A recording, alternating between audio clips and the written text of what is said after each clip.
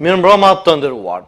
Skena politike shqiptare po shkon drejt konsolidimit pas vendimit të fundit të koalicionit Vlen që 4 subjekte politike të shkrihen në një subjekt të vetëm politik. Derisa Vlen u bë një, nga ana tjetër nga AKI dolën edhe 3 partit të ndryshme, pra ashtu siç kanë qenë Ndaras, BDI, Aleanca për Shqiptarët e zotit Aravari dhe Lidhja Shqiptare e zotit Sela. Ku ndodhet në skenën politike BDI dhe ku ndodhet koalicioni Vlen, çfarë tregojnë anketat dhe sondazhet e fundit, ligjet në proces me theks të veçantë ligji për përfaqësim adekuat dhe të drejtë, çështja e provimit të jurisprudencës, sa janë të faktorizuar ose të paktën sa është fokusi i partive politike për politika rinore, këto dhe të tjera në sonte do t'i bashkëbisedojmë me përfaqësuesin e Bashkimit Demokratik për Integrim, zotin Faton Pollozhani. Mirëmbrëma zoti Pollozhani, mirë se erdhët. Mirëmbrëma, mirë se gjetëm. Faleminderit për ftesën. Dhe përballë zotit Pollozhani është përfaqësuesi nga koalicioni Vlen zoti Albi Çamili. Mirëmbrëma zoti Çamili, mirë se erdhët. Mirëmbrëma, mirë se ju gjeta, nder dhe kënaqësi kem pjesë e emisionit tuaj. Kënaqësi edhe për ne, po filloj me juve, zoti Çamili, fillimisht mbi atë që ka qenë edhe aktualitet i ditës së sotshme, u paralajmëru shumë më herët. Në fakt, çështja e provimit të jurisprudencës nga një çështje e pazëshme u shndruar në një kauz studentore, u mbajtën 2 protesta, një natë para protestës, 2 liderët ose 2 bashkëkryetarët e koalicionit Vlen dolën me statusin se kemi lajme të mira. Më vonë zëvendës kryeministri Sali tha që të njëjtën do të zgjidhet. Kaluan disa të njëjtë dhe sot u paralajmërua një takim mes kryeministrit Mickovski dhe grupit punues. Cilat janë të dhënat e fundit nga ky takim? Po atëherë, pavarësisht detajeve të takimit, ajo që është me rëndësi është se përfundimisht provimi i jurisprudencës, kërkesa e studentëve shqiptar do të shohet në vend dhe provimi i jurisprudencës do t'jepet në gjuhën shqipe.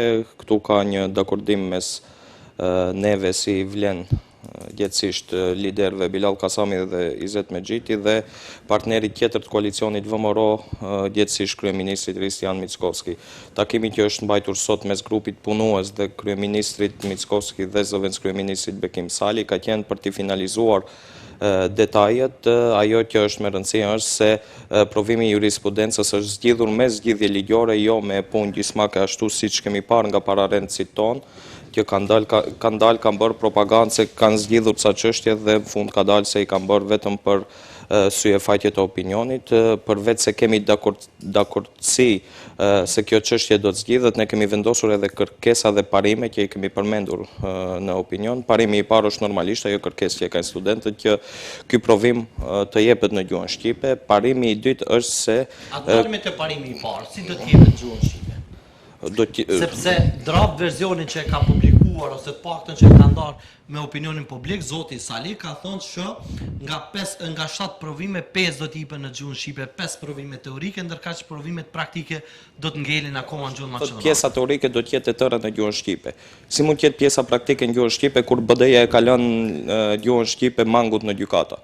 Ju e dini fort mirë se në ligjin për përdorimin e gjuhëve, edhe pse ekziston neni që të përdoret edhe në përgjykata, mendim negativ ka dhënë Komisioni i Venecias, i udhëhequr në atë kohë nga Bujar Osmani, i cili nuk mori asnjë ekspert me vete për ligjin për përdorimin e gjuhëve dhe gjithashtu nuk e kanë harmonizuar ligjin për procedurë penale me ligjin për përdorimin e gjuhëve. Dhe tash si mund presim ne që në praktikat gjyqësore të jepet provimi në gjuhën shqipe kur vetë praktikat dhe arhivi i praktikave gjyqësore është në gjuhën maqedone.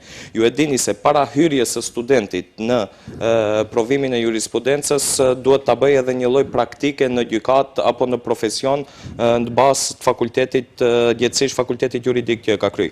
Dhe atë praktikë që e bën 6 mujore apo 1 vit e bën gjithën në gjuhën maqedone dhe tash ne nuk mund të presim që pas provimit jurisprudencës në pjesën teorike që do ta jap në gjuhën shqipe, sepse fundja ashtu ka mësuar edhe në fakultet, nuk mund pjesën praktike e cila bëhet e gjitha në gjuhën maqedone, provimi qesë në gjuhën shqipe.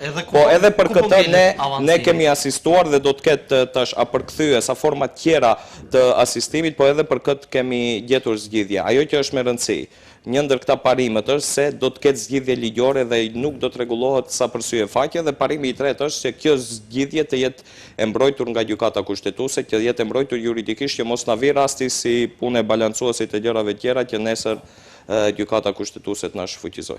Pra ju edhe po thoni që nuk po bëni propagandë sikurse BDI për çështjen e provimit të jurisprudencës, edhe po thoni që do t'i jepen gjuhë shqipe, po provimet e punës praktike do t'i jepen në gjuhën maqedone. Esenca është pjesa teorike.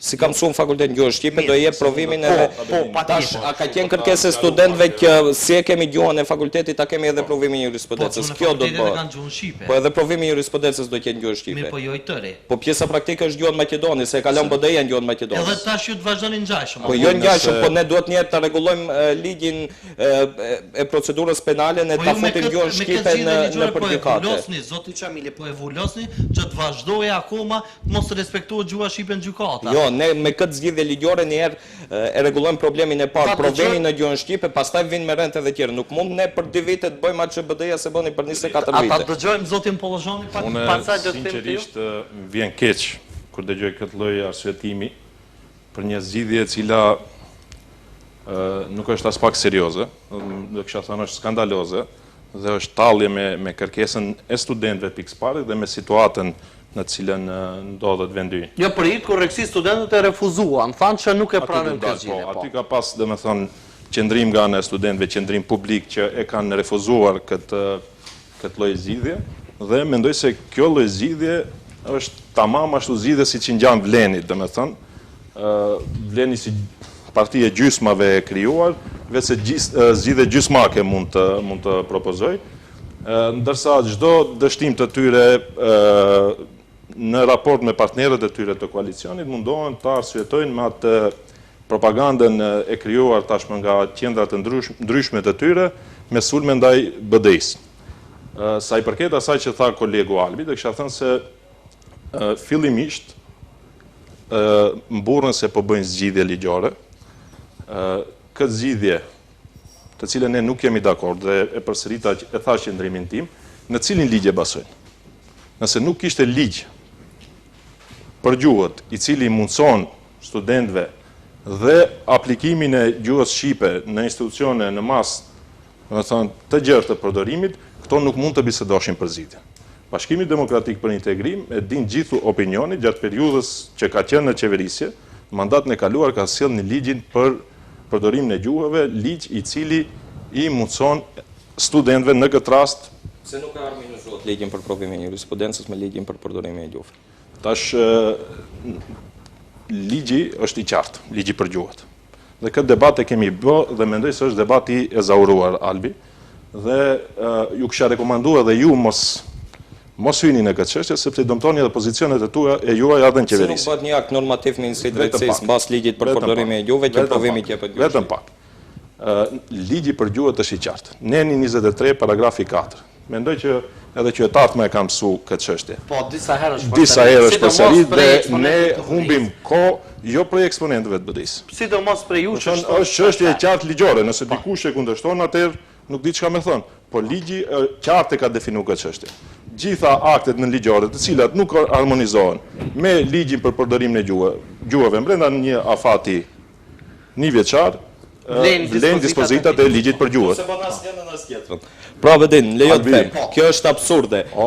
Do thot, leje se me një akt normativ, me akt në ligjor, kam pa 6 ministra drejtësisë dhe nuk e kam bërë provimin e jurisprudencës. Manipulon dhe mashtron dhe vjen keq që mashtron këtë mënyrë. Po ne zgjidhje ligjore po japin këto se duan as zgjidhjen ligjore. Do thot, duan të kthehen te ajo që ne valemi për vullnetin një individi si blerim buxheti i Fillkovit që mos ta bëjnë asnjëherë provimin gjuhë shqipe.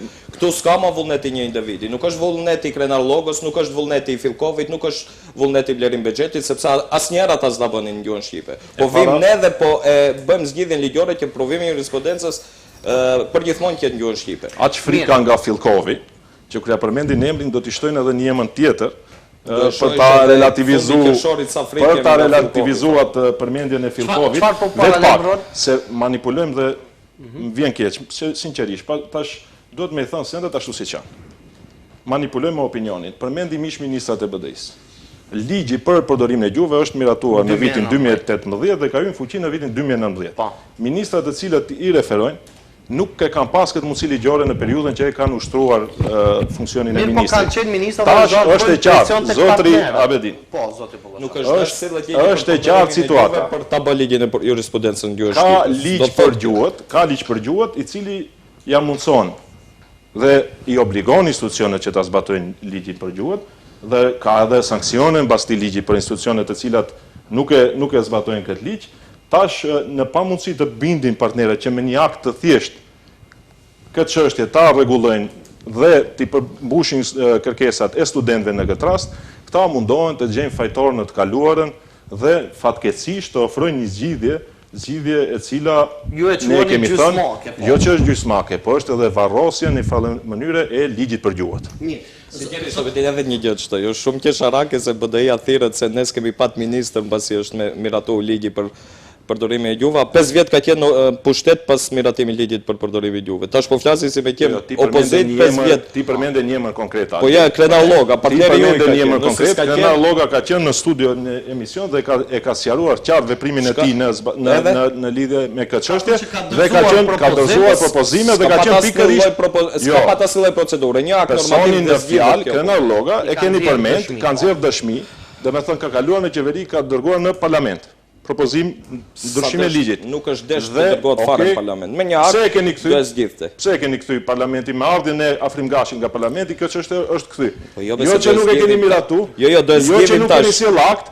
Jo që keni frikë të flitni për ndërsa nuk përgjigjesh kur them se nuk solli një akt normativ. Një shkresë është ajo. Fillkovin kur e përmendi, as keni frikë që duhet më ashtu diçka tjetër. Do e shoh sa kemi frikë Fillkovin paton. Do e shoh. Po ke dhënë Zoti Xhamili po paralajmëron me gjallë që zoti Fillkov të shkarkohet.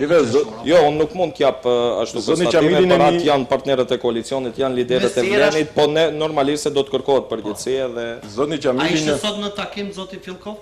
unë nuk di për detajet e takimit, me sa e di unë nuk ka qenë vetëm grupi punus me kryeministrin dhe zëvendëskryeministrin e parë shqiptar. Të tjerët jo. Mirë, zoti Xhamili. Nuk ka pse tjetë se nuk do varet më provimi i jurisprudencës prej vullnetit një individi si Fillkov. Zgjedhje ligjore them unë. Kush të vi ministër e kush shkoj provimi i jurisprudencës do jetë gjë shqipe. ligji Po këtë zgjidhjes po e pranojnë studentët. e di ku është rreziku. Studentët. Abedin. Jo, vetëm pak. ta sharojmë këtë çështje. Se këtë zgjidhje për cilën ju po e cilësoni sikurse arritje, e njëjta gjë nuk po pranohen nga ata që protestuan. Për kë ju po e bëni këtë? Jo, tash edhe te protestat ka shumë polemika, po besoj do bisedojmë më vonë për ato. Tash nuk e dim edhe ne kush flet në emër studentëve. Tash ne e dim kush ka marrë pjesë në protest. E dim Zgjidhja ka qenë publike. Tash ka qenë një ish ministri i BDI-s që adesh ta zgjedhë këtë çështje vlerim buxheti, ka qenë pjesëmarrës protesta. Ka më absurde se kjo. Albi, Tash si ti marrim në protestat e mikene. Më shumë kishte ish funksionar BDI-s në protestë se student. E kush nuk ishte në Mos i merr mos i merrni parasysh ju studentët, protesta Jo, shumë. ne i marrim parasysh, ne pikërisht se i marrim parasysh, me sot ofrojmë vërtet zgjidhje. vjen keq në thon kjo qasje, thash prej në fillim, duke dash ta relativizoni secilën çështje. Nuk është në rregull. Dhe kjo çështje me ligj është e rregulluar. Dhe është çështje në aspektin ligjor. Jo, në aspektin ligjor është çështje e zauruar. Tash do rregullohet, se s'ka qenë. Ne vetëm hapim debatet pa qenë në këtë drejtim, që fatkeqësisht na imponon qeveria dhe në këtë drejtim nëse ju kujtohet deklarata e parë e kryeministrit Kristian Mickoski pas reagimeve të para të studentëve. Cila ka qenë, ju kujtohet? Kjo ma thuaj. E drejtë, legjitime, e bazuar në ligj dhe sigurisht që do ta rregullojmë. Po. Nëse nuk ka qenë, po, nëse nuk ka qenë, pastaj reiteroj. Edhe tash prapë sjell zgjidhje. Çka sjell? Po e pranon që është e zgjedhur. Kemi dakordsi se do e zgjidhim. Ama çfarë do zgjidhni diçka që është e zgjedhur me ligj? Po si është e zgjedhur kur provimi i jurisprudencës ka për gjuhët një akt për ta rregulluar? Po pse se prut ju? Kush ju? Ju jeni qeveria. Po 5 vjet keni qenë pas ligit për përdorimin e gjuhëve, ne vetëm qeveri. Dhe pas 2 viteve nuk keni taft rregulloni një çështje që është rregulluar me ligj. Keni 24 vite taft dhe vendosh për 2 vite. Para mendo të kërkon prej jush diçka, ndryshoni diçka. Një çështje që është e rregulluar me ligj, nuk keni aftësi politike për ta zbatuar. Ama ne për 2 vite po i rregullojmë gjitha këto që na keni lënë ju. Ju për 2 vite vetë keni degraduar. Ju për 24 vite na shkatërroi gjithë sistemin tash ne për 2 vite. Jo, për ta përmbyllur, jo, për ta sharuar mirë për opinion. Zoti Xhamili, ju po thoni që po ofroni zgjidhje për provimin e jurisprudencës. Edhe zgjidhje ligjore dhe zgjidhje qëndrueshme, jo gjithçka si BDI-ja. Me cilën zgjidhje? Zgjidhja e këtyre, Abedin mbajmë për fjalë. Ja, të parashoj pyetjen. Unë e thash është varrosje e ligjit përgjues dhe mbanja mend që të hape kutinë e Pandorës që për secilën kërkesë shqiptarëve, në secilin institucion do duhet ne të argjojmë energji, negociatash, disa tente t'i kalojmë. Herë ka tente, hera tente, mandej kalojnë 2-3 vite për cilë siç është rasti me ligjin për përfaqësinë e drejtë, një ligj katastrofal dhe argjojmë energji për çështje minore, me këtë stil të zgjidhjes së problemeve. Për hir të opinionit publik ata që na dëgjojnë. Kur po thoni ju që po ofrojmë zgjidhje, ai bie që kjo zgjidhja juaj vulos kontinuitetin e gjykatave që ata të vazhdojnë të zhvillojnë procesin vetëm gjuhën maqedonase? Ma tash, kjo zgjidhje është se provimi i jurisprudencës do të jepet në gjuhë shqipe. Sa i përket gjykatave, do ta çelim edhe atë temë. Aty duhet të analizohet dhe ndryshohet i tërë ligji për përdorimin e gjuhëve. Tash ta lëm edhe provimin ta japim pranë gjuhën maqedone vetëm se BDI-ja na ka lënë gjykatën. Jo, ta lëm BDI-n krejtonash. Këtu e ke përballë një përfaqësues të BDI-s, po tani po le të më ofroj ai zgjidhje, çka të bëj? Hajde le të më ofroj ai, çka të bëj? Flasim kështu. Kur pjesa praktike e di cila është Abedin. Dokumenti gjyqësor, një dokument gjyqësor bazuar rast vërtet. E si do e bësh dokumenti gjyqësor në gjuhën shqipe kur dokumenti gjyqësor vërtet është vetëm gjuhën maqedone? E di çka duhet bëni, Albi. Për përdorimin e gjuhëve, edhe proceset gjyqësore duhet zhvillohen në gjuhën shqipe. Jo, s'është e vërtetë. Se nuk janë harmonizuar ligji për procedurën penale, nuk është i harmonizuar. Jo deni edhe mendimin e Komisionit të Venecias. Abedin, kjo është kutia Pandorës që po them. Ligji për gjuhët e mundson përdorimin edhe në sistemin gjyqësor. Po mirë, 5 vite ishin pas kosh përdor. Ma nga dalbe, kosh përdor. Të dëgjohemi. Po ti e di çka ju të thon, Albi, e di çka ju të thon. Ti tash je të thon që kjo çështje gjuha shqipe në gjykata nuk realizohet dhe ne do duhet ta bëjmë ta pranojmë këtë realitet. Ta pranojmë këtë realitet dhe ne pjesën praktike hap pas hapi. Jo si Aliameti që 10 herë ka bërë gjuhën shqipe zyrtare, jo si BDI-ja që ka propaganduar gjuhën shqipe një 20 herë zyrtare, në një herë thamë një herë diçka tjetër po. Jo zoti Bollazhan, am lejon të parashtoj një pyetje. Po e përmend është hera e tretë që po e përmend 5 vitet e BDI-s. Brenda asaj periudhe 5 vjeçare.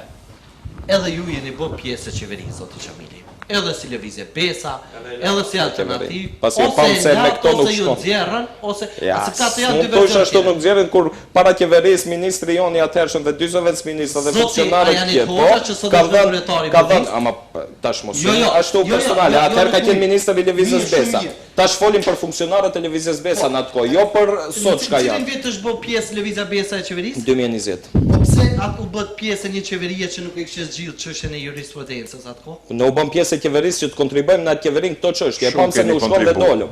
Shumë keni kontribuar. Po këto kur kanë dalë? Ma tregoni rast kur kanë dalë prej qeverie. A kur u bë ca Dushani, a Mostra, a kur kanë dalë këto? Një herë të reagojnë. Xhamili, ju nuk do të as të hynin në qeveri, jo të dilnin në qeveri. Dhe brenda këtyre 5 viteve tash edhe asaj propagandës që jeni tu se dalin prej temën tem, edhe me vërtet vjen keq kjo arsyetimi i kësaj mënyre që faktikisht ne sonde e pranojmë që gjuha shqipe në gjykata nuk do zbatohet. Do të vazhdojë të ngelen gjuhën maqedone. Nuk kemi përpjekje për ta as tentativa për po. Me që po vuloset në realitet. Do të thonë përfaqësuesi shqiptarëve në qeveri. Tash ju nuk fokusoni se provimi i jurisprudencës do të kenë gjuhën shqipe, ju fokusoni për pasojat që na la bëjnë. Okej, do zgjedh. Un po bëj pyetje, e ke përballë kundërsharin tënd politik. Po jo se edhe ju u bën pjesë e propagandës kundërshtarit. Në fakt se tash absolutisht, këto janë shqiptimet tua. Ne ju do të prej kur ke filluar misioni 5 herë përmend fjalën propagandë. Nuk e di prej ka buron kjo lidhshmëri me propagandën. Po se BDI veç propagandë ka bën 22 vjet. Çka më jep ti 20 vjet me që flasim për jo zoti Bollazhan. Me që flasim për 20 vjeçarin se duket pa fam. Jo, absolut. E di se një sharrim prej zotit Xhamili. Zoti Xhamili e filloi me emisionin që po ofrojmë zgjidhje, që provimi i jurisprudencës do të jepet gjuhën shqipe, edhe absolutisht në asnjë moment nuk e more guximin me thonë të vërtetën para opinionit se nuk po zgjidhet kjo zgjidhje e plotë ashtu siç ka. Do të thotë ju jepni cilësimi tash dhe ju thoni se nuk bëhet në gjuhën shqipe. Jo nuk po bëhet në plotë zgjidhja. Apo bëhet provimi i jurisprudencës gjuhën shqipe. Po s'është e vërtetë. Pse s'po e pranojnë studentët këtë zgjidhje? Po unë nuk e di pse se pranojnë, unë them se do bëhet provimi i gjuhën shqipe. Si po ofroni ju zgjidhje për studentët pa qenë studentët pjesë e grupit? Unë them se provimi i jurisprudencës do të bëhet gjuhën shqipe, ju thoni jo nuk do të bëhet. Dy pjesë ka provimi. Tash pjesën praktike po thonë që vazhdon gjuhën maqedone. Hajde jepëm zgjidhje foton, si ta bëjmë? Ta bënin gjuhën shqipe në bazë të ligjit. Si. Si? Po, si hajde bëri një herë ligjin për procedurë penale, Po nuk ka nevojë. bëje gjykatat funksionojnë gjuhë shqipe. E sqarum këtë. Tash pse duhet ti kthemi këtij debati? Neni 23. Paragrafi 4 ta jep mundësinë që në secilin institucion të zbatohen Edhe juve dha mundësi. Pse se bën? Shive. Ti je 2 vjet në qeveri. Po edhe jemi të bashkë. Veç pak. Asgjë s'jeni të bëjeni tu na kthy prapa. Që ligji për provimin e jurisprudencës. Edhe një gjë lejo. Ligje gjysmake. Dhe te e kaluara. Përveç ti provimit sot të je në vlen, jurisprudencës. Albi je në vlen. Po. Kryetari jot, bashkëkryetari juaj, ka qenë pjesë e BDI-s brenda 20 viteve. Sot s'është, mo. Po do s'është. Ka qenë pjesë e udhëheqësisë së BDI-s. Edhe tash ju kret përgjegjësinë ja leni kret aty. Jo, nuk lash përgjegjësi. Ju Lëvizja Besa. Juve opinioni ju mban mend jeni kriju me platformën e ridefinimit. Pastaj për hir dhe për pak pushtet shkute mundemi të możeme, edhe tash keni përfunduar në një pozicion vazalitetin qeveri. Nuk ju nderon kjo. Për vazalitet nuk është e ishme Nuk ju nderon kjo punë. Unë mendoj që lejo Abedin them se përveç këtë protestën të studentëve në vend që ta shfrytëzoni për të kriju presion brenda institucioneve, brenda qeverisë, ju prej ditën e parë keni filluar ta sulmoni dhe ta anatemoni. Mirë. Ata dëgjojmë se po donë me ofru sharime shtesë se çka po zgjidhen përveç jurisprudencës. Lejo të theksoj se përveç provimit jurisprudencës ne kemi detektuar edhe 50 provime tjera profesionale që BDI na ka lënë veçëm gjuhën maqedone dhe krejta do i zgjidhim dhe do i bëjmë gjuhën shqipe. Përveç disa që edhe i kemi bërë, siç është ligji për edukatore dhe ligji për motra medicinale me sa e di e të tjerë, edhe 50 provime dhe licenca tjera profesionale në kuadër të paketin, në kuadër kësaj zgjidhje, edhe ato do të jepen në gjuhën shqipe. Për çështjet e provimit licencave, cili ministri ka bë? Fatmir Lima. Kuadri Vlenit ka qenë. Po mirë, po pyes. Po edhe Ka qenë, sot është. Po do shohim pas rekonstruimit. Derisa është qeveria është kuadri Vlenit. Tash se kuptoj Jo, tendencën. absolutisht, sepse edhe në rikonstruimin e qeverisë diskutohet çështja e performancës së ministrave. Pra, po atriboni edhe po nxjerrni disa punë pozitive që kanë bërë. Mirë, çështja e zgjidhjes së provimeve tjera, që përmendet edhe mbi 50 provime tjera, do zgjidhen me këtë model që pjesa teorike do të jepen në gjuhën shqipe, pjesa praktike në gjuhën maqedone apo Jo, do varet krejt prej rrethanave caktore dhe prej resorve kompetent për katës ku janë edhe provimet dhe licencat tjera. Ne nuk mund themi, këtu është rasti specifik i gjykatave dhe i përdorimit gjuhëve në për gjykata. Nuk mund themi edhe për provimet tjera se teorike. Me studentët keni bërë përpjekje për të takuar para se të ofrohet ky draft ligj. Po ju e dini se kjo kryet herës kur janë paraqit kjo problematik, studentët i pari ka taku Bilal Kasami, bashkëkryetari i Vlenit dhe jemi zotuese do ju gjejmë zgjidhje. Edhe sot ne po gjejmë zgjidhje. Po padyshim se grupi punus janë kontakt edhe me studentët, unë tash nuk di më shumë detaje, po ajo që është më rëndësi se zgjidhjen me siguri prej takimit sonëm edhe zgjidhjen konkrete e kemi, do ua shpalosim studentëve dhe provimi i jurisprudencës do të jepet në gjuhë shqipe. Do të jepet. Sepse kryeministri i vendit ka paralajmëruar që ky draft list me siguri jo 20 vite. Me siguri 20 vite të shkon. Po sa vite do të shkon? Jo, vite të shkon. Brenda çështje muajsh, çështje ditësh, çështje javësh. 20 vite nuk shkon. Të në ardhshme me siguri. Po, ma 20 vite jo.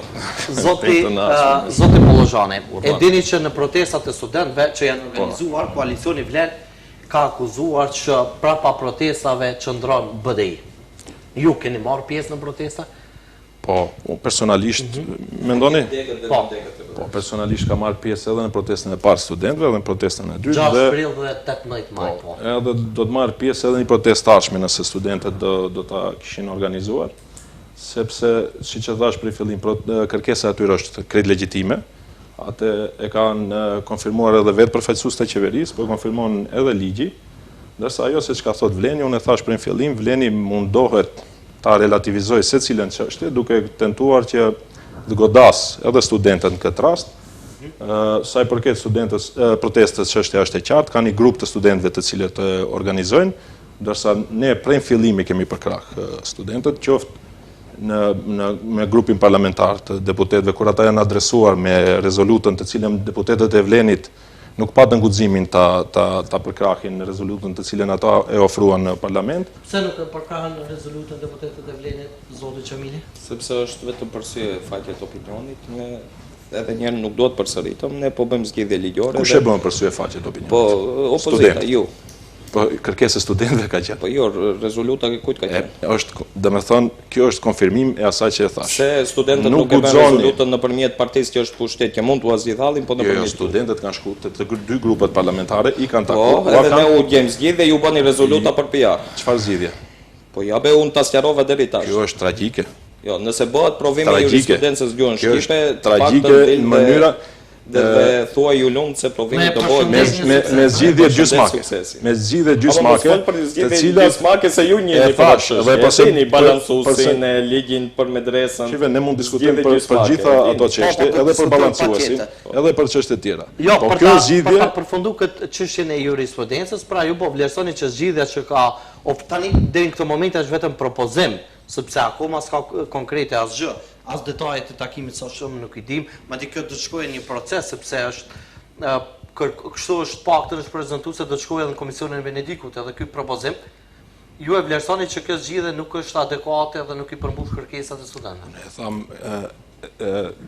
sqarova, mendoj që është këtë pjesë mirë dhe thash që krijojmë një precedent jo të mirë që secilin rast që të paraqitet në të ardhmen të bëjmë negociata dhe në fund negociatave të ofrojmë gjysmë zgjidhje të cilat nuk janë në përputhje me ligjin, mendoj se i shkojmë në drejtim të asaj që thash varrosjes së ligjit për gjuhëve.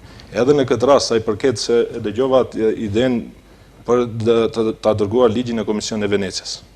Nuk e di nevojën pse secili ligj do dërgohet në Komisionin e Venecias. Cili është roli i Komisionit Venecias? Nuk kemi ende vetim përfundimtarat do të dërgohet në Komisionin e Venecias apo jo? Ja në bazon të ajo që ka thënë kryeministri. Po nuk e dim se ka patur zhvillime të reja me grupin punues me zëvendës kryeministrin e parë shqiptar, prandaj po them kur do i dim detajet fikse. Abelina e vëreni se secili ligj që ka të bëjë me shqiptarët do të çohet në Komisionin e Venecias. Sa Komisioni i Venecias është një trup i cili funksionon në kuadër Bashkimit Evropian dhe i shërben Këshillit të Evropës. Dhe ne duhet atje të shohim ka rol këshilldhënës. Dhe në rastin tonë ne do të shohim harmonizimin e ligjeve vendase me ligjet e Bashkimit Evropian. Dhe pse ky ligj do duhet çohet në Komisionin e Venecias.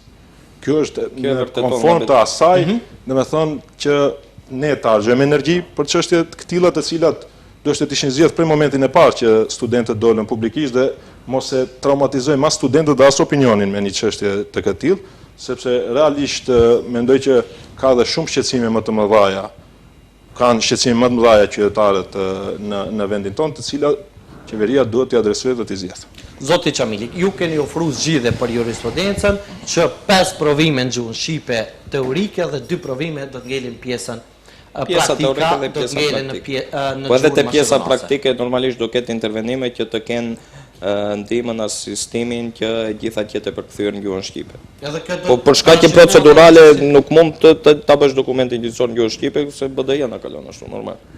Sa rrezikohet sot gjuha shqipe ligji për përdorimin e gjuhëve sepse nga BDI kanë alarmuar pothuajse secili mysafir që kemi pas këtu eksponent të BDI-s kanë alarmuar që gjuha shqipe sot është në rrezik, edhe madje kanë ngritur edhe akuza ndaj krerëve të koalicionit Vlen, funksionarëve të lartë, të cilët po e relativizojnë çështjen e gjuhës shqipe duke theksuar që gjuha shqipe nuk është zyrtare, që në rast të cënimit të ligjit për përdorimin e gjuhëve mos krijohet një tension se po shfuqizohet ligji për përdorimin e gjuhës. Nuk është e vërtetë se cënohet gjuha shqipe, le të dalin këta, le të japin një rast ku është cënu gjuha shqipe në krahasim me atë që e kalon BDI-ja. Nuk është heq asnjë presje të asnjë vendimi zyrtar që dikun cënohet gjuha shqipe. Ashtu siç e kemi gjetë, bile po e avancojmë. Se si po e avancojmë është rasti i provimit jurisprudencës dhe është rasti i 50 provimeve dhe licencave tjera profesionale që do të jepen edhe në gjuhën shqipe.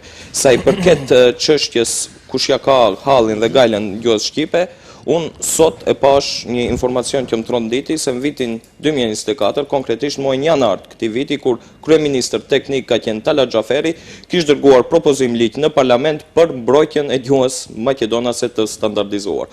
Tash e shihni deri ku shkon kjo propaganda e Bashkimit Demokratik për Integrim dhe Opozitës. Çka lidhje kjo punë me çështjen e ligjit për gjuhë? Po pse s'çot ligj për mbrojtjen e gjuhës shqipe? Ne kemi miratu ligj për gjuhët, çka të folë. Po tash ta mbroni gjuhën maqedonase se gjuha shqipe ka shumë. Po ja propozim ligj ka çu Talat Xhaferi sot e pash.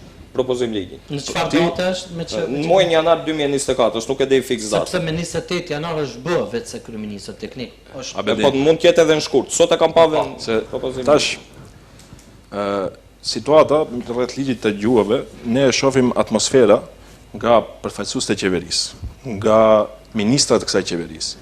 Qasja e tyre është negative ndaj këtij ligjit. Partnerët e koalicionit të Albi.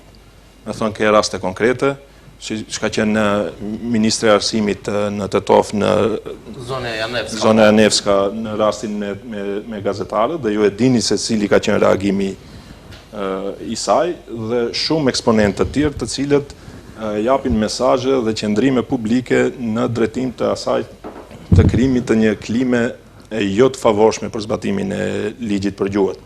Ndërsa në këtë periudhë dyvjeçare ne kemi plot të raste në të cilën anashkalohet përdorimi i gjuhës shqipe në për institucione, në për tabela, në për dhe ne i kemi paraqit të gjithë këto shqetësime. Nga ana tjetër, çështja e cila ndodhet në gjykatën kushtetuese. Nëse këtinet vlenit vlla, ju duket se ne gabojmë që reagojmë. Atëherë le ta bëjmë punën e vet. Ne kemi pas informacione konkrete, ka pas një referat të përgatitur për shfuqizimin e 18 dispozitave të ligjit për gjuhët. Po me 80 faqe, zoti Ademi ka qenë këtu, ka pas Dhe nëse këta mendojnë që ne jemi gabim se e mbrojmë këtë, atëherë unë s'kam çka them. Ndërsa nga ana tjetër, ankimus i ligjit për gjuhët në gjykatën kushtetuese, kush është? Është partia opozitare atëhershme VMR DPMN sot në pushtet, ka edhe disa nëpërmjet ish sekretarit të përgjithshëm, sot sekretarit të qeverisë, zotit Janushev, mos gaboj. Po. Këto a e kanë biseduar këtë çështje me partnerët e koalicionit, a e kanë shtruar si çështje, sepse ti çka mund presish nga një parti e cila hapta se ka kundërshtuar këtë ligj në periudhën kur ka qenë në opozit, dhe tash vjen në qeveri, nuk reteron nga ai qendrim, se të paktën për hir të marrëdhënieve të mira ndëretnike, për hir të partnerëve të koalicionit, për e bashkëqytetarëve, për të krijuar një klim sa më të mirë që Maqedonia të ecë përpara, mos të miremi me këto çështje, të duheshte të paktën ta hekin atë ankesë nga gjykata kushtetuese. Ajo ankesë dhe gjykata kushtetuese këtë çështje e trajton pikërisht prej ankesës që ka bërë VMR DPMN. Dakor. Dhe për këtë nuk flasim. Këto argumente që po i shtron zoti Bollozhani se gjuha shqipe është në rrezik nga kryetari i gjykatës kushtetuese zoti Konstantinovski, si i vlerësoni ju? Jo, nuk është e vërtetë. Zoti Konstantinovski mund të flet sado, është një fakt i pamohueshëm se derisa Vleni është në qeveri, gjuha shqipe nuk do të preket, përkundrazi do të avancohet. Është fakt se gjuha shqipe ka avancuar prej ligjit për përdorimin e gjuhëve, po ne përsëri e themi edhe nuk ngurojmë ta themi se ky ligj nuk është i mjaftueshëm. Dhe faktet pse ky ligj nuk është i mjaftueshëm i kemi dhënë dhe vazhdojmë t'i japim. Gjuha shqipe në Maqedoni fatkeqësisht nuk është si gjuha serbe në Kosovë. Dhe këtë opinioni e ka të qartë. Këtu i kemi vërejtjet ne. Dhe shkak i kësaj ne sot e kësaj dite po përballemi me këto pasoja që deri tash i biseduam. Ti ke ardhur në qeveri. Se ne duhet gjuhën ta shohim mbas një klauzule demografike me 20%. Pse nuk gjuha shqipe taksativisht nuk përmendet krahas gjuhës maqedone? Se hynë në qeveri Këto kritika dhe i kemi ne. Nëse ju kujtohet Davedin në fushat të zgjedhore, përfaqësuesit e koalicionit Vlen atëherë dhe tash subjektit Vlen kanë pas premtime para zgjedhore. Po janë në program edhe janë në program. Gjuha shqipe do të jetë e barabartë me gjuhën maqedonase. Edhe hekin e asaj klauzolës që thot Albi e kanë pas pjesë e jo vetë programit, po edhe diskursit të përditshëm. Me thënë ndryshimet kushtetuese, heqjen e 20%-shit. Vjen mirë Sot se jo që nuk eksponent nga BDI-ja e pranojmë se ne ala merremi me pasojat e BDI-s. Sot jo që këto, cilat pasojat BDI-s? Po ja, këtë që e thë, ta hiqim 20%. Po jo, me kjo ju keni kriju kështu propagandë, duke prekur se do ta hekim 20%, kjo e vot ju. Jo, më Albi, ta thonë që do ta hekish sepse ngatron gjërat, nga ana tjetër e ke ngrit në fushat pritshmërinë e opinionit, mandej ke hi në një qeveri pas një marrëveshje politike. Nuk është vërtet. Po ne kemi pas situatën edhe si u bë edhe krejt çështja juve në raundin e dytë të zgjedhjeve presidenciale që përkohte me zgjedhjet parlamentare ju keni dalë krah për krah me kryeministrin Mickoski dhe mburrjen e fushatës keni pas se ne jemi në qeveri. E tash kur u i bët ato takimet me Kristian Mickoskin, pse si diskutuat këto çështje? Po i kemi diskutuar se sot po japim rezultate. Sot janë qeveri dhe ti nuk mundesh të kthehesh sillesh si opozit. Faktikisht retorika juaj është sikur me qenë në opozit. Edhe nëse ka pas BDI-a gabime të kaluara. Ne nuk mund të miremi në çdo qeveri si me gabimet e të kaluarës. Po duhet të miremi derisa të rregullojmë pasojë që na kalon BDI-a. Ja, këto pse përmende pak para se ti the ne u kemi lanë si patatë nxehtë 20% që bëjmë hiç që ta kemi lënë. 20% që dëgjoj pak, se është lujt shumë me këto tema në vendin tonë, fatkeqësisht. 20% që ka qenë një kompromis i madh i shqiptarëve dhe Maqedonas. Do thotë ka qenë kompromisi i Aliametit pas Dimienishit. Jo i Aliametit edhe i krejt klasës politike shqiptarëve në Maqedoninë e Veriut dhe marrëveshja e Ohrit, nëse ti mendon që marrëveshja e Ohrit është e dëmshme, unë s'kam çka të fol më shumë. Mo kush tha se është e dëmshme? Nëse po ti e thotë. Ju se keni implementuar një çështje e cila është siguruar marrëveshjen e Ohrit. Mos u themi marrëveshjen e Ohrit. Ti nuk mundesh një ligj ta zbatoj. Ti implementon marrëveshjen e Ohrit, do të miratosh ligj për përfaqësim të drejtë dhe adekuat. Ti ai ligji juaj? Po, mirë. Do flasim edhe për ligj. A balancosi juaj? Çështën e përfaqësimit drejt dhe adekuat e din shqiptarët në Republikën e Maqedonisë së Veriut. Shqiptarët në Republikën e Maqedonisë së Veriut para se të vijë BDI dhe Ali Ahmeti e dim se sa e kanë pas qasjen në institucione. Po edhe e dim pas heqjes balancuesit se edhe shqiptarët në Republikën e Maqedonisë së Veriut nga 2% kanë arritur në 22%. Pikërisht si rezultat i kësaj qeverisë të Bashkimit Demokratik për Integrim. Ju mund baltosni sa doni. Po shqiptarët, Bashkimi Demokratik për Integrim u ktheu dinjitetin. Ju tash jeni tu i prek aty ku është kënaqërinë e shqiptarëve. Dhe këtë thonë, shkoni flisni me njerëzit tonë që punojnë në institucione. Vazhdojmë tutje. Do ne flasim zgjedhje dhe zgjedhjet e fundit lokale folën qytetarët dhe po folën dhe mbetet me asnjë komunë. Si ishte ajo kur e lexoi kryetari kursën i gjën të komunat të cilat i kanë fituar. Folën qytetarët dhe e panë se përfaqësuesi i vetëm legjitimi shqiptarëve në qeveri është Vleni dhe realiteti i ri politik në Maqedoninë e Veriut. Zgjedhjet lokale u dëshmuan që ju s'keni legjitimitet, sepse në zgjedhjet në votat për listat zgjedhore, kur realisht votohet partia, ju keni humb. Dhe shqiptarët e konfirmuan. Ja, kandidatin tuaj vetëm si bartës listën Tetofe ka mund, s'ka pat Maqedon në listë që ka votuar. Albi sa vota ka pas Vleni në zgjedhjet lokale në listat për këshillar. Në nivel vendi, në nivel vendi. 20.000 vota më pak se sa. Ka 90.000 vota. Ama tash ne ka pat raste që s'kemi qit listë për fakt mos përçarjes. Po ne s'kemi pas lista në ju keni pat kamos. Ku për shembull? E di se sa komuna u kemi përkra. Kështu Shashka u kemi përkra. Ato rikthej. Lista e përbashkët ka qenë. Po. Po ma është tip në emër të BDI-s, ju i nimroni. Sa vota ka Çashka? Vetëm pak, votat e përgjithshme ju i nimroni dhe sa vota ka edhe votat e Çashkës. Albi, ju keni ju folin çështja e legitimitetit. Dëgjoj. Çështja këto e kanë shkel legitimitetin dhe është fakt. Dhe pikërisht zgjedhjet lokale e vërtetuan që nuk kanë legitimitet në shqiptarëve. Po, në vetë komuna ne dy këto ne s'pas legitimitet. Unë s'e kuptoj këtë. Zgjedhjet lokale janë zgjedhje lokale, çështja e listave zgjedhore do konfirmon votën për parti. Çështjen e legitimitetit e keni diskutuar mjaftuar, po besoj që është. Po këtu është problemi i Vevedin. Jo, po vazhdoj me këtu buron gjithë problemi. Çështja e programit është çështje me të cilin edhe garohet edhe i kërkohet besimi qytetarëve. Në programin e koalicionit Vlen me të cilin keni garuar në vitin 2024, thuhet që ideja dhe qëllimi i këtij koalicioni është që ta përforcoj inspektoratin për përdorimin e gjuhëve. Gjuha shqipe keni thënë ashtu keni shkruar që të jetë zyrtare në gjithë shtetin e barabartë me gjuhën maqedone, himni në shkolla. Sa po punoni sot për këtë çështje? Shift, sa i përket inspektoratit. Për shembull për inspektoratin. Sa i përket inspektoratit për përdorimin e gjuhëve, po është e vërtetë dhe ne sot po punojmë intensivisht që roli i inspektoratit për përdorimin e gjuhëve të jetë në një aspekt më të veçantë se inspektoratet tjera. Ju e dini se gjitha inspektorateve u ka humbur subjektiviteti dhe kanë hyrë nën ministrit dhe resorët përkatëse, ndërsa sa i përket inspektoratit për përdorimin e gjuhëve, ne do t'i japim subjektivitet të veçantë në kuadër të agjencionit për zbatimin e gjuhëve dhe vetëm se kemi një dakordim për këtë. Inspektorati për përdorimin e gjuhëve ju e dini se kur shqipton gjoba duhet shkojnë nëpërmjet gjykatës. Sa i përket zgjidhje në kuadër të agjencionit, inspektoratin për përdorimin e gjuhëve do e futim në kuadër të agjencionit për zbatimin e gjuhëve dhe nuk do të jetë në kuadër të Ministrisë Drejtësisë.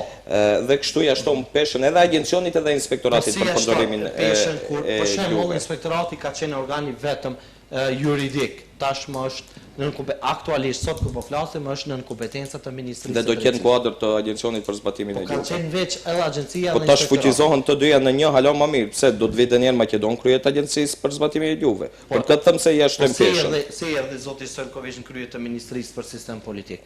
Po nuk mund të ketë agjencia për zbatimin e gjuhëve mos jetë shqiptar drejtori. Tash kemi edhe ne disa vjet. Ministria për Sistem Politik.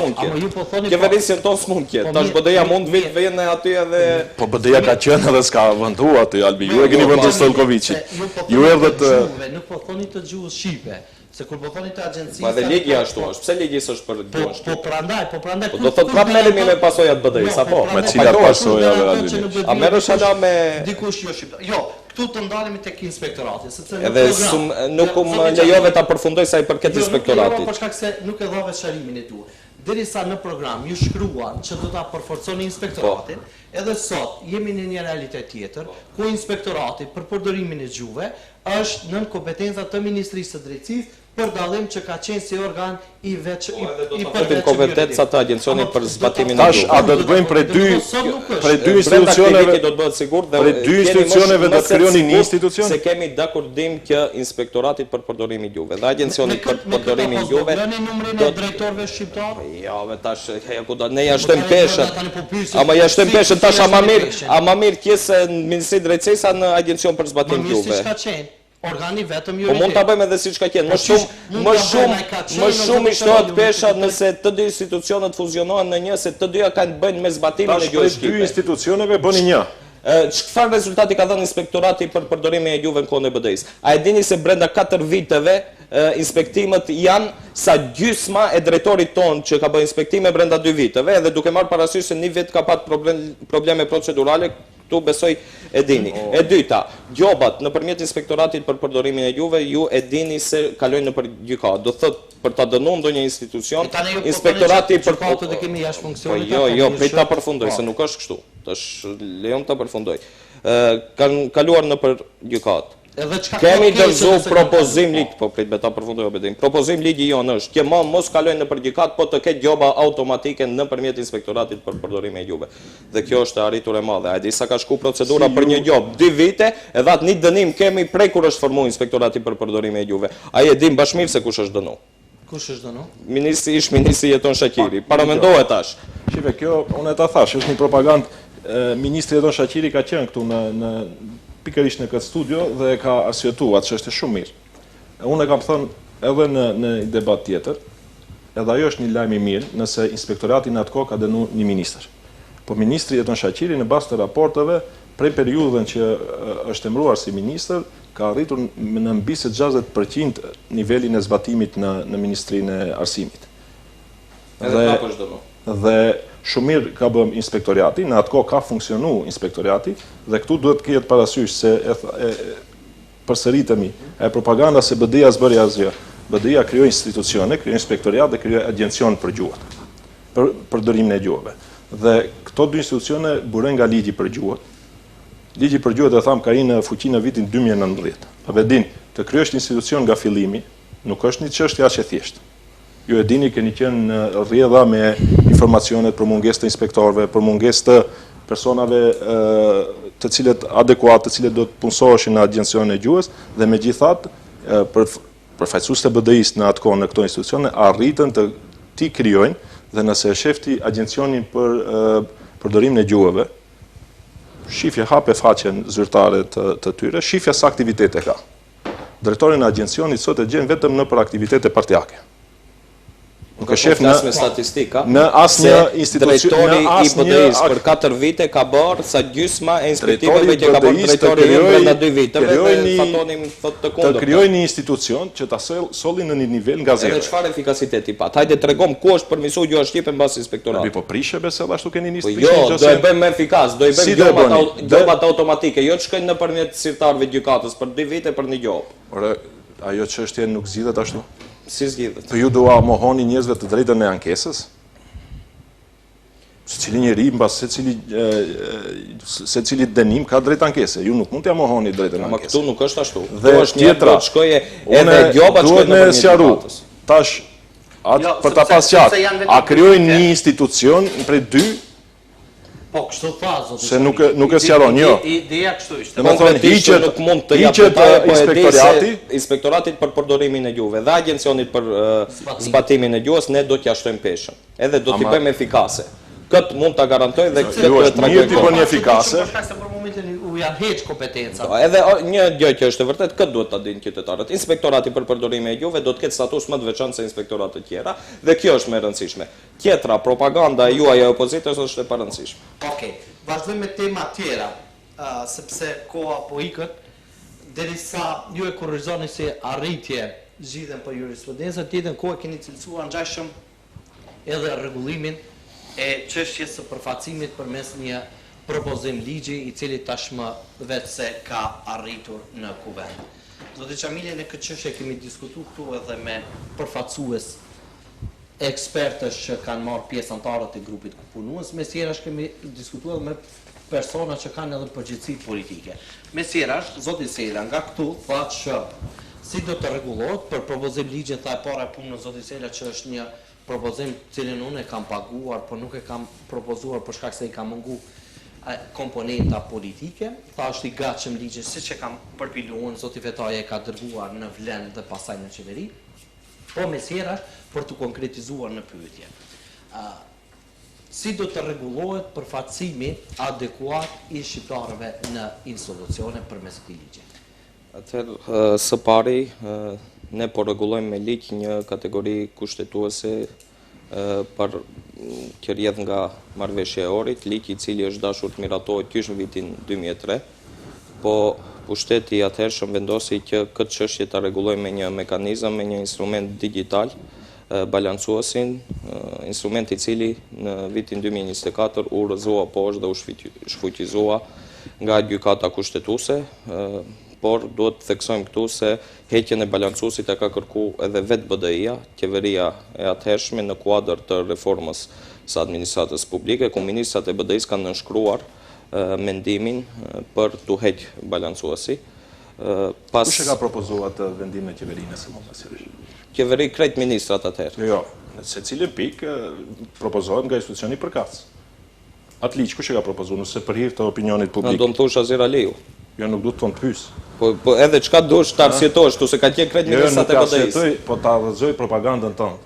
Po jo do të thotë se keni kërkuar. Ne sot e kësaj dite thojmë se balancuesi s'ka qenë mirë, po ju e mbrojnë. Ju personin që e ka hek balancuesin ju e keni sill që ka propozuar hekjen ju e bëni ministër. E tash mos u bën që Zharak Fatos se Bujar Osmani e ka nënshkruar. Tash pas ka hek Azeri, Bujar Osmani e ka nënshkruar. Po si mundet kur ju keni një qendrim kaq negativ ndaj një veprimi të atill, megjithëse diskutojmë edhe atë çështje, ndërsa personin që e propozon ju e keni ministër. Jo, unë vetëm për t'i treguar opinionin se ju që po e mbroni balancuesin keni kërkuar edhe ju vetë. Strategjia se është e sqaruar atë bikë. Ju edhe vetë keni kërkuar. E banalizon çështjen.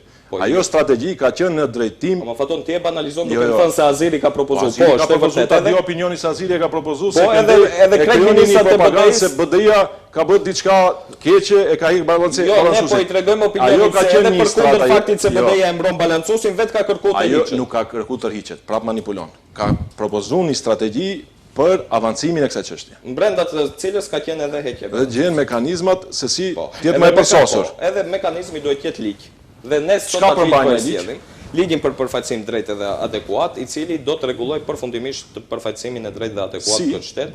Më konkretisht shqiptarët në rastin tonë do të jenë përfaqësuar më mirë se kurdoherë nëpër institucionet shtetërore. 6 muaj pas miratimit të këtij ligjit do të formohet trupi koordinues i udhëhequr nga zëvendës kryeministri shqiptar dhe do të monitorohet. Në ligj nuk figuron se nga zëvendës kryeministri shqiptar. Nga një zëvendës kryeministër vetëm. Okej, do të jetë zëvendës kryeministri shqiptar i cili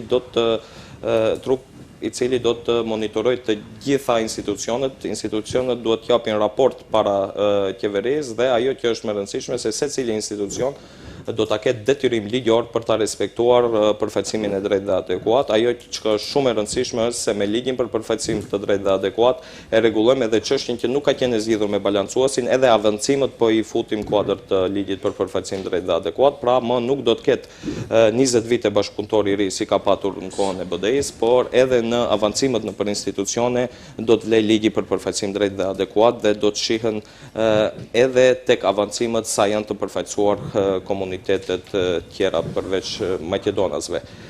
Ne kërkojmë përkrahje nga gjithë faktori politik shqiptar që ta përkrahin këtë ligj, sepse vetë fakti se përfaqësimi i drejtë dhe adekuat bëhet ligj dhe po rregullohet me zgjidhje ligjore tregon se po avancojmë marrëveshjen e Ohrit. Zoti Pollashari, ky ligj në 10 qershor, pra ditën e mërkur, do të kalojë në seancë për herë të parë, seancë plenare pasi kalojë në komision.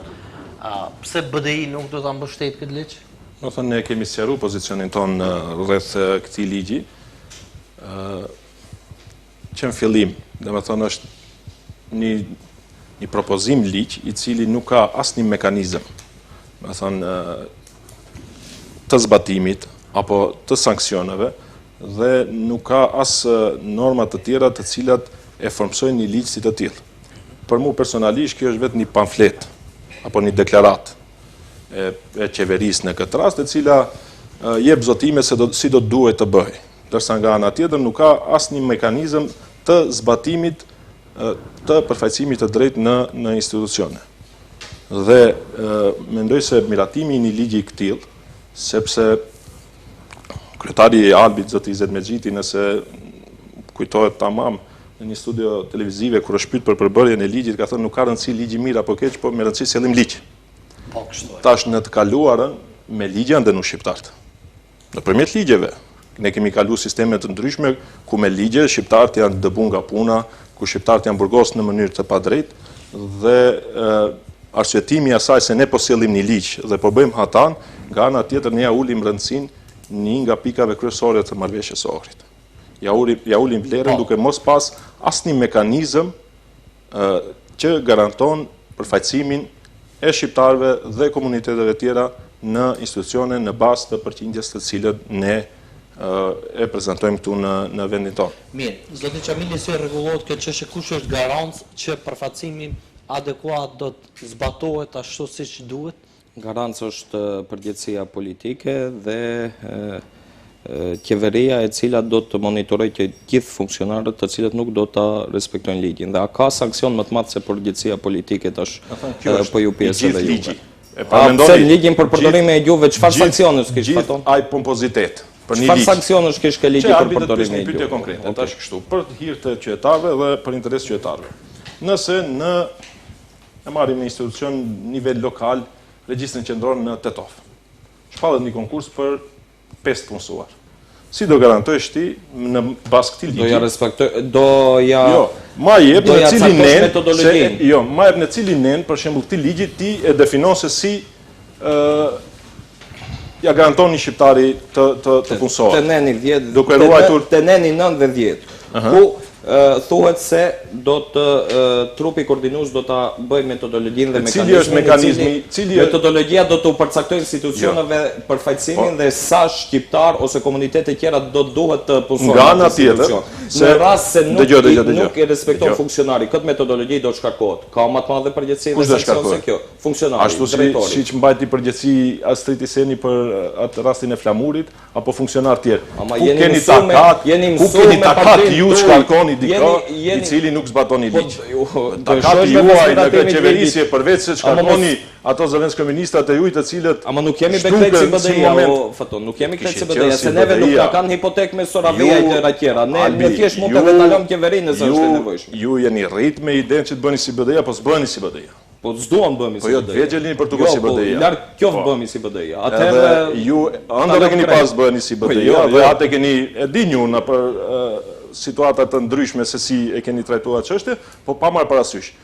Mos u bëni si BDI-ja, se keni problemi, ju bëheni si partit tjera, bëheni mozheme, bëhemi gjithë çka bëheni. Mos u bëni si BDI-ja. Car Dushani, Mostra, Almiri, lagje trimave ne. Edhe luni me ndjenjat e njerëzve. Për hir të çështjeve politike, luni me ndjenjat e njerëzve, por thjesht jeni duke na kthyer prapa. Me këtë ligj, ju na ktheni prapa. Dhe nesër e diçka është më problematike se kur do duhet me vërtet ta rregullojmë siç duhet këtë çështje. Ne do na thuhet që ne kemi një ligj të miratuar. Një ligj i cili s'ka asnjë mekanizëm se si do t'u garantojë shqiptarëve. Nëse balancuesi në të kaluarën, dëgjova Bedi, është sulmuar dhe atakuar për shkak të shprehjes së përkatësisë etnike, ku ka pas manipulime dhe gjithë jemi dakord. Sot ti e ke në nenin 6 ky ligj deklarimi i lirë i përkatësisë. Si e ndalon ki me këtë ligj atë çështje? Në bazë të gjuhës personale të dokumentave. Edhe ajo çka është më e rëndësishme se nëse konstatohet keqpërdorim si në rasti e balancues, 3 muaj personi nuk mund të konkurrojnë konkurse tjera. A ka sankcion dhe metodë më të mirë? Në nenin 6 ti thotë që përkatësia është e lirë. Dhe qytetari mund shprehet lirshëm. Po pikërisht për atë ka rrezoll gjykata kushtetuese. Apo ta vënë prap tash si ja ndalon ti qytetarit që nesër shpreh. Një nuk e asnjë mekanizëm, po edhe me pas, ti e ke prapë këtë çështje, e cila nuk ta se zon balancuesin për gjykatës kushtetuese. Pikërisht për çat se u donte kaç shqiptar, kaç maqedon, kaç romë, kaç turk. E tash ne prap ta vëm si ju zgjidhje gjysmake edhe të narzojnë gjykatën kushtetuese. Shife, kjo gjykatë kushtetuese. Ne kemi lënë deklaratën e lirë, ama trupi koordinos me fuqi sa herë që vin përfaqësues shqiptar, kështu si ju, deputeti ju. Kështu si ju, sa herë që vin përfaqësues tash mos i din që zonë të Osman Kadriu këtë garnitura që ju i keni vendosur. Kush e ka votuar? Ka qenë gardiani i këtyre çështjeve. Kush e ka votuar? Po mos është të turshme kështu si cillesh. Sali Murati, deputeti kujt është? Po, edhe çka ka bërë gjykatës kushtetuese? Pse si ka zgjidh? Pse si ka lënë fuqi e pra tu qenaj kryetari i gjykatës kushtetuese? Pse ka lënë shqiptar? Kjo është prap ta them një propagandë aq e ulët, e cila është e gatshme çdo gjë të arsyetoj veç për të arritur qëllimin. Mos nisë duke bërë dëm. Edhe miratimi i këtyre ligjeve. Ato ndalemi ta diskutojmë më qartësisht për ta kuptuar edhe opinioni publik. Zoti Çamili, ju kur thoni që në rast të keqpërdorimit të këtij ligji 3 muaj, në fakt në rast të keqpërdorimit 3 muaj më nuk do t'i lejohet me konkuru përsëri. Pra i bie që edhe me këtë propozim ligj sërish ekziston hapësira e keqpërdorimit. Tregom ku nuk ekziston hapësira e keqpërdorimit. Po ideja është patjetër të vendosësh aty ndonjë mas. Ideja e shfuqizimit të balancuesit ishte pikërisht kjo. Ju që në çdo prononcim tuaj secili funksionar i koalicionit vlen thotë që balancuesi nuk ka bë si mekanizëm për shkak se është keqpërdorur. Tani po sjellni një ligj ku hapësira e keqpërdorimit akoma është evidente. Po, ma janë më të vogla. Tash nuk mund si deri sot gjysma e maqedonësve janë punësuesi shqiptar.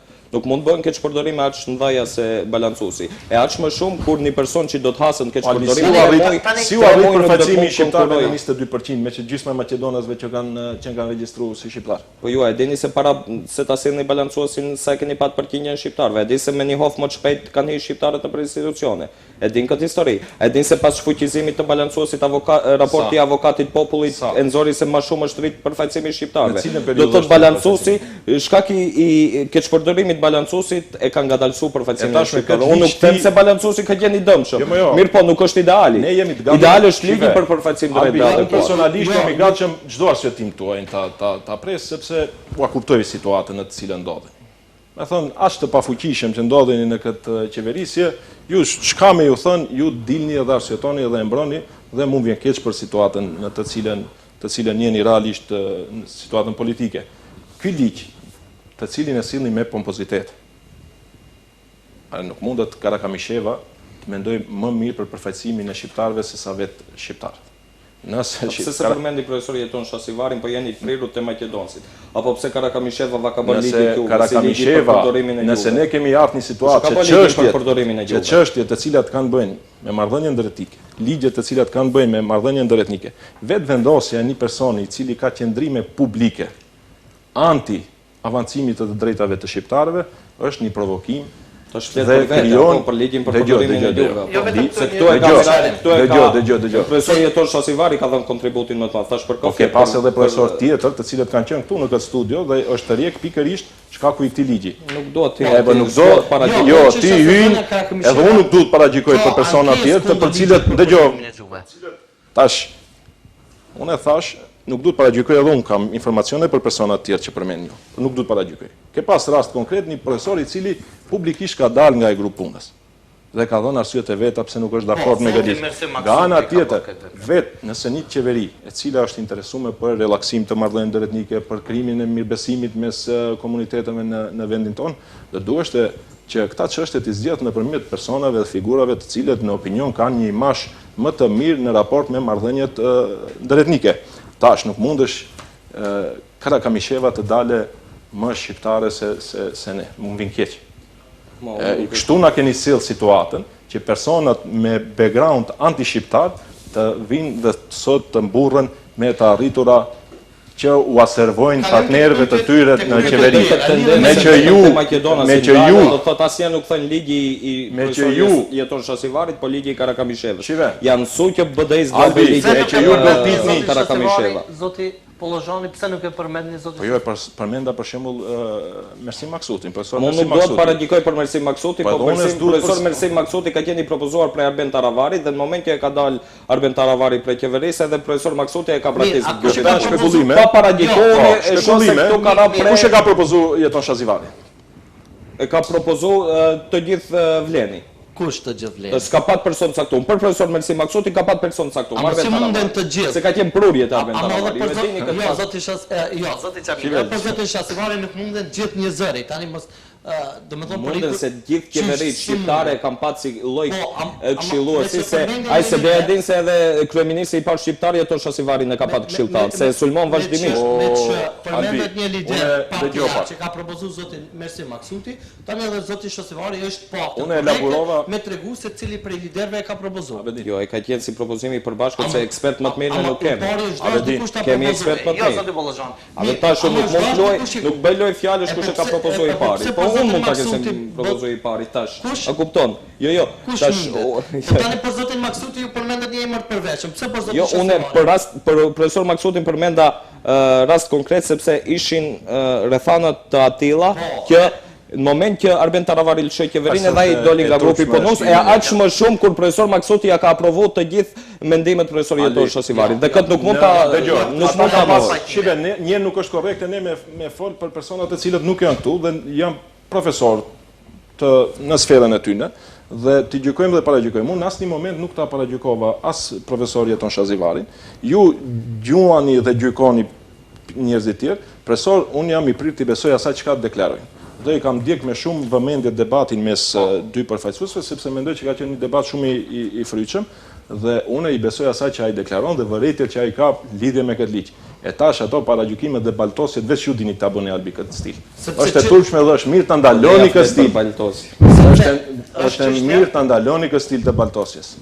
Se vini kohë dhe u kthehet bumerang pastaj. Do ta mbyllim diskutimin për çështjen e ligjit për përfaqësim adekuat dhe të drejtë me këtë që mungesën e masave ndëshkuese është theksuar si pasojë e këtij ligji, domethënë që nuk ka masa ndëshkuese, po është lënë vetëm në dorë të përgjegjësisë politike, pra edhe kur është pyet zoti edhe nëse ka masa ndëshkuese, ato prap nga para publike do paguhen, edhe fundja mund ta dënojsh prap nuk do ta respektoj përfaqësimin. Pse ligji për përdorimin e gjuhëve vetëm pakve, ligjin për përdorimin e gjuhëve se patëm masa ndëshkuese sa pat efekt, vetëm një dënim është bërë. Përgjegjësia politike është aksioni më i madh. Sepse ai funksionari që zbatimi i këtij ligji pse duhet merret parametrën për pilimin jo nuk merret. Pikërisht për këtë ne kemi vu përgjegjësim politike si sankcion jo masa ndëshkuese. Edhe ai kur nuk do respektojë funksionari do shkarkohet. Nuk ka sankcion më të madh. Dhe ne besoj që gjithë janë bindur dhe kur e lën hapësirat në një ligj. Se kjo është hapësirë manovrimi e jashtëzakonshme. Do të thonë aty un kam frikë se mos pësojnë më keq funksionarët e Vlenit në këtë qeverisje. Kur do të vinë në situatë që si funksionari ju Jeton Shaqiri duhet të punojnë persona të komunitetit shqiptar dhe nëse arrin dhe marrin guximin, meqenëse nuk e kanë atë guxim, ta bëjnë atë, jam i sigurt që do shkarkohen. Ndërsa e kundërta nuk mund të ndodhë. Dhe ligjin e thash, një ligj që e prezantojnë si një të arritur të madhe, ligjin e propozuar nga Karakamisheva në një komision ku nivelin e përfaqësimit do duhet ta kujdeset Ivan Stojlković.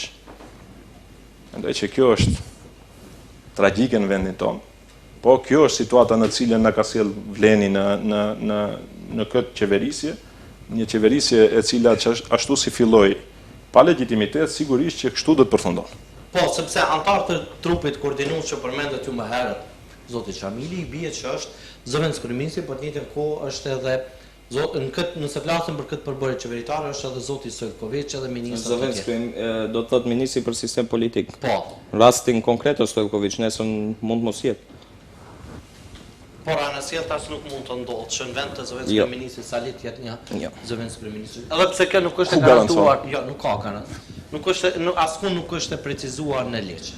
Ministria për Sistem Politike, cila pason sekretariatin për implementimin e marrëveshjes së Ohrit, faktikisht ka qenë një ekskluzivitet i shqiptarëve në qeveri, prej nga 2002 deri sot. Dhe ja ku ndodhi për herë të parë në një qeverisje ku partneri Macedonas në qeveri, VMRO DPMN vinë në pozicione dominuese dhe me një vlenë e cila e hapi rrugën para se të përfundojnë zgjedhjet, të sjellë në situatë që të drejtat e shqiptarëve në vendin tonë, ministria që duhet të jetë për këtë çështje të udhëhiqet nga Ivan Stolković. Kjo është paramendoni, edhe kam pas sekretariatin për implementimin e marrëveshjes Ohrit edhe nuk e kanë implementuar marrëveshjen e Ohrit. Nëse kemi ama ne po avancojmë marrëveshjen e Ohrit me ligjin për përfaqësimin e drejtë dhe adekuat. Do thotë, dallimi mes nesh dhe BD-s është se BD-ja po bën gjithçka për fasadë, ndërsa ne problemet po i zgjedhim esencialisht në mënyrë qëndrueshme. Albi, do të ndroni retorikën, sepse nuk janë në mes në mandatit. Në mes të mandatit nuk flitet me do të, po me flitet me atë se çka kemi bërë. 20 vite keni folë me do të. 20 vite keni thënë e kemi bërë, 20 herë keni thënë e keni bërë gjë shqipe zyrtare. Se më vjen keq me këtë. Ama a distancohesh nga BD-ja 20 vite nga ajo? Unë jam krenar për Bashkimin Demokratik për Integrim. Po pse thosh nuk thuaj do të? Ju 20 vite keni thënë do ta bëjmë gjë. Ju keni ardhur edhe prapë funksionet në ligj për përdorimin e gjuhëve. Dëgjoj Albi, se është e tha shumë e ulët si propagandë. Ju keni ardhur në qeveri dhe me një fushat e bashkëkryetarit tuaj e gjysmës kryetarit ka zgjat mbi se një vit që do të bëjmë mrekullinë në Republikën e Maqedonisë së Veriut. Dhe na sollet në situatë ku kemi regres. Tash nuk mundesh ti të sillesh në mes të mandatit me do të. Çka ndodhi me ndryshimet kushtetuese në vendin tonë? A flet dikush për ndryshimet kushtetuese? Në opinion, ajo temë veç po harrohet sepse kryeministri e thotë që do të presim me dekada. Brenda partnerëve durim, po, është përdor. Jo, e thot me dekada. Me durim, po, Do të pyes në qoftë se do ish BD-ja qeveri, çka do bënte për ndryshimet kushtetuese me një VMRO 58 deputet dhe me një çështje delikate. Po pse im qeveri? Po se ju ishi prapaderës. Ne ishim Pa prapaderës. kryeparlamentar shqiptare, pa ndryshime kushtetuese, e me 4 ministra. shumë e Po te ka ulët deklaruar dhe ish partneri juaj i koalicionit, zoti Mendothaçi, nuk ka mohoni tash. Aq e ulët, mund vin keq që bie në këtë nivel. Ju jeni ul, ju keni pas deklasim në Ama janë fakte, ai deklaruar publikisht. Se është shumë e ulët. Mosni në këtë nivel, mos e shtroni diskutimin, të riqeni nga qeveria nëse mendoni. Jo se do hini ju, pastaj Do pak hini ne, parlamentar. e shef, të riqeni sonde ju ka Po nuk qeveria. mund se do hini do na degradoni çështjen shqiptare. Edhe ju ka ngel çështja shqiptare. Po jo juve që pa kryeparlamentar shqiptar me 4 ministra. Këtë ka Po, deklaruar ju çështja partneri shqiptare, juaj i e disa koalicionit. e Cila keni dhomë ishte degraduar. ajo? 161, Ju cila e ishte keni parlament? degraduar çështjen shqiptare duke Shive, Abedi, shive, ata janë spekulime, unë e thash edhe para se përse BDI ta. ka demantuar Jo, këto. spekulime, sepse ju kujtohet zgjedhjet presidenciale, raundi i parë, Bujar Osmani ka pas një fitore të madhe ndaj Arben Taravadit dhe ndaj Vlenit në atë kohë. Dhe çka bën këta? Ditën e nesme dolën fotografi dhe e promovuan koalicionin me Kristian Mickoskin. Pa dalë rezultatet, pa prit legitimitetin. Këta kanë shkel shqiptarët.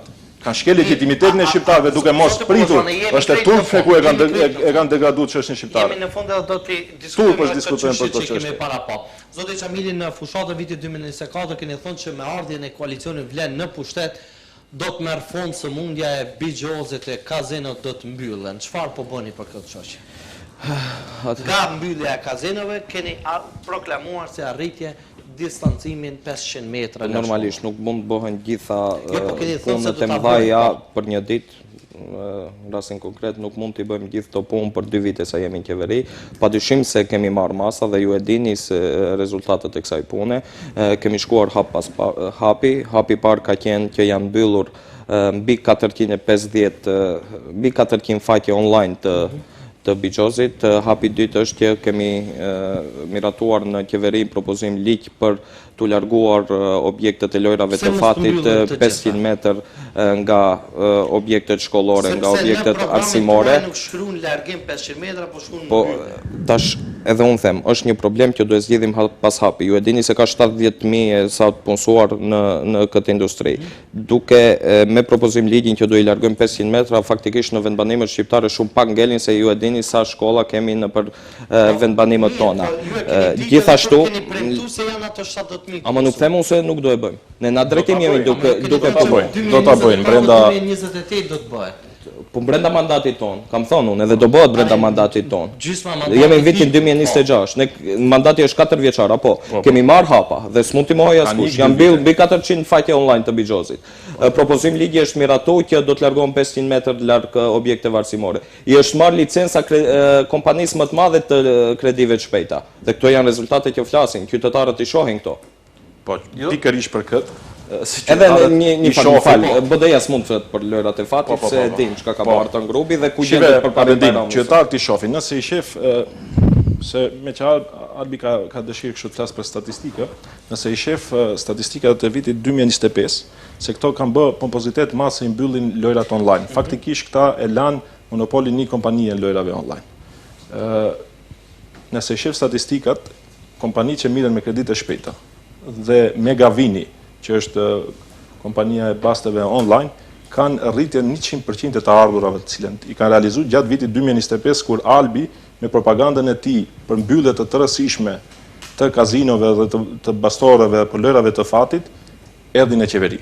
Nga ana tjetër, se këta janë, mund vjen keq se kjo situata e pafuqishme në qeveri, shpesh herë sillen edhe si demagog dhe hipokrit në qeverisje. Ta kanë deklaru që ne heqim dorë nga lotaria e Maqedonisë dhe nuk pranojmë të kemi asnjë post udhëheqës. Sot kush është zëvendës drejtor?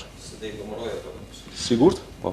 Me thonë edhe përfaqësues shqiptar vendos vëmëroje? Po, vendos. Okej, shumë mirë. Kjo është dëshmi e gjendjes se ku na keni këtë sjell. S'ka të bëje kjo. Ju tu na keni sjell. Mos e banalizoj, e ke pat në kohën tuaj më shumë që dhe nga ana tjetër, nëse i shef aktivitetet që kanë bërë, ka bërë fushatën më tegër e keni përdor kundër lojrave të fatit, për mbyllje të tërësishme. Për mbyllje të tërësishme. Dëgjoj.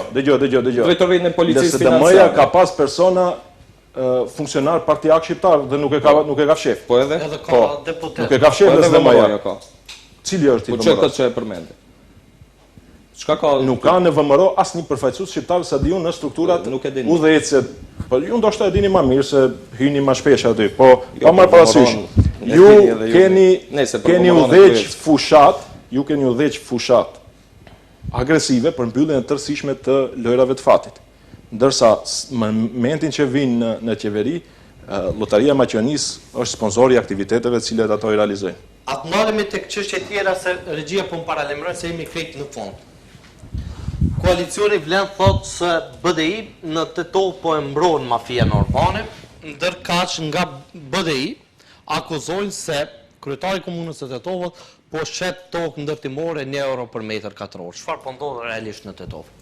Po është edhe njerë unë e kam sqaruar në shumë paraqitje publike, besoj qytetarët e dinë, është shumë absurde, ironike, qesharake, fakti kur BDI flet për shitjet pronave publike, kur i gjithë opinionin Tetov është dëshmitari i qeverisjes BDI-s dhe Teuta Arifit, ku ka shitur gjysmën e Tetovës. Unë së fundmi në opinion kam paraqitur edhe gjithë dokumentet e shitjave të fabrikave dhe të pronave publike në kohën e qeverisjes BDI-s dhe sot për të bërë një propagandë false dhe për të hedhë hy syve opinionit, po dalin dhe po na akuzojnë neve për shitje të pronave publike. Nëse më lejon ta sqaroja, është thjesht një program të cilin çdo vit Këshilli Komunal e miraton, duke i ruajtur ato prona që janë pronësi publike nga uzurpimi, pasi e dim përvojën e hidhur që kemi nga qeverisja e Teuta Arifit, ku shumë prona publike uzurpuan dhe si pasojë pastaj janë legalizuar dhe janë privatizuar. Prandaj nuk është e hishme që BDI të akuzoj për shitjen e pronave publike, pasi sinonim i mafias urbane, sinonim i shitjave të pronave, i privatizimeve të fabrika është vetë BDI dhe klika e saj Tetov, Teuta Arifi, Bajram Rexhepi dhe të tjerë. Do të vazhdojmë vetëm shumë shkurt, ju E lutem se them jemi edhe një herë vazhdimësi e të njëjtës propagandë. mirë. Po, ajo që unë e kam me që se është çështje lokale. Po, ju jeni prej Struke, Po, megjithatë, Po flasim për qytetin e Tetovës, po vazhdojmë edhe po përmbyllim sepse jemi krejt në fund me anketrat e fundit që sot janë publikuar. Po, disa ankete janë publikuar, mesën e cilave edhe kryeministri i vendit publikoi një anketë në të cilën BDI është sipas anketave të mbreshme që ka publikuar VMRO DPMN, pra kryeministri i vendit, BDI 8%, vlen 7%. Çfarë do thotë kjo? Nuk është e vërtet. Ky rezultat po është e vërtet se ka qarkulluar nëpër media. Kjo është mesatarja e 3 sondazheve të fundit që ka publikuar VMRO-ja, ndërsa sondazhi i fundit është se vlen është para BDI-s. Nëse marrim mesatarën e 3 sondazheve, ku 2 sondazhet e para BDI ka qenë para vlen, atëherë del ky rezultat. Po në sondazhin e fundit vlen është para BDI-s dhe nuk janë të vërteta. 7.8 apo? Nuk e di vetë se e parë se vlen është para BDI-s në sondazhin e fundit. Ky rezultat që e kanë nxjerrë mediumat janë mesatarje të 3 dhe këtë e bazojnë statistika jo për vërtet jo për propagandë. Jo frikson zoti Bollazhani me që zoti Çamili po thotë që vlen është para BDI-s. Jo, as pak s'na frikson se ne e dimë realitetin, me thënë që mbizotron në elektoratin shqiptar. Nga do që shkon, ka pakënaqësi ekstreme ndaj qeverisë së vlen, ndërsa nga ana tjetër ne përveç se kemi matjet tona, kemi edhe matjet e institucioneve relevante, ndoshta më relevantet, që miren me këto çështje dhe ato sigurisht që kanë prezantuar gjitha subjekteve politike. Dhe e dini si vëret panika e një subjekti rreth anketave, kur ata fillojnë të spinojnë anketa false. Thënë vleni gjatë gjithë periudhës është përpjekur të spinoj anketa false, ndërsa nga ana tjetër, në anketat të cilat na janë prezantuar, pakënaqësia e qytetarëve ndaj vlenit është ekstreme. Dhe Bashkimi Demokratik për Integrim në secilën anketë relevante qëndron pa diskutim forcë parë në bllokun politik shqiptar dhe për këtë ne nuk ka nevojë të bëjmë debat se do të vinë shpejt zgjedhjet parlamentare dhe aty do të matët fuqia dhe aty na duhet të hyjmë me seriozitetin më të madh. Që mos ankohet Albi edhe një herë. Rikonstruimi i qeverisë keni mbajtur në takim të dielën në Mavrok, funksionarët e vlen me sjerash keni diskutuar për rikonstruimin e qeverisë. Përpos që është lënë një hapësirë tek Ministria për Qeverisje të Mirë dhe zëvendës kryeministri ku ka qenë zoti Fetaj, për cilat resort tjerë flitet, a ka gjasa që Ministria e Arsimit i takoj koalicionin vlen në bazë asaj që është Ende nuk kemi hirë në detaje për rotacione të këtilla. Ajo që është bërë është thjesht një analizë e kretë funksionarëve që i ka propozu vleni dhe në bazë kësaj analize në fund do të dalim me një lloj përfundimi se cilët funksionar, gjithsesi cilët ministra apo zëvendësministra do duhet të qëndrojnë edhe më tutje në këtë qeveri dhe cilët duhet zëvendësohen me tjerë më të mirë. Për detaje më shumë, siç ka paralajmëruar edhe kryeministri edhe liderët e vlenit, gjysmën e ditë të këtij muaji do t'i di edhe opinioni. do të jetë gjatë kjo qeveri deri në fund apo do të ketë zgjedhjet parakoshme? Po ne punojmë që zgjedhjet të jenë të rregullta, në rast të ndonjë situate të paparashikueshme jemi gati për zgjedhje sepse e dim se besimin e qytetarëve kemi ne pasi patëm edhe dëshminë më të mirë zgjedhjet e fundit lokale. Ju zoti Bollazhani për këtë në fund? Bedin mu, sinqerisht më vjen keq se akoma duhet të harxojmë kohë debati për çështje të cilat do duhet të jenë të mbyllura dhe ezauruara, për të cilat nuk ka asnjë dilemë në aspektin ligjor dhe tash duhet të bisedojmë për investimet, për sa rrugë ka ndërtuar, për sa investime kapitale ka realizuar vleni në qeveri dhe cilat janë premtimet të cilat i ka mbajt vleni gjatë këtij mandati. Disa nga ato i përmenda, duke u nis nga EQ 20%, nga ndryshimet kushtetuese, Ministria e Diasporës, Akademia Shqiptare, e shumë investime tjera të cilat nuk as janë harruar krejtësisht, biles edhe programet zgjedhore i kanë humbur nga ato rrjetet sociale për ta zhdukat pjesën e fushatës. Dhe më vjen keq, me të vërtetë duhet hyjmë në një fazë ku duhet hapim çështje të rëndësishme për shoqërinë tonë, për gjithë qytetarët tonë, për ta çuar vendin tonë përpara. Mirë. Ne këtu e përmbyllim, edhe shumë tema në betën pa të diskutuar, po me gjallë ndonjë herë tjetër. Zoti Çamili, faleminderit për prezencën tuaj, ishte kënaqësi. Faleminderit, kënaqësia ishte ime. Zoti Bollazhani, faleminderit për kohën tuaj gjithashtu. Dhe ju shikues të nderuar, faleminderit për vëmendjen tuaj, deri në takimet tona të radhës, mirëmbëjtje.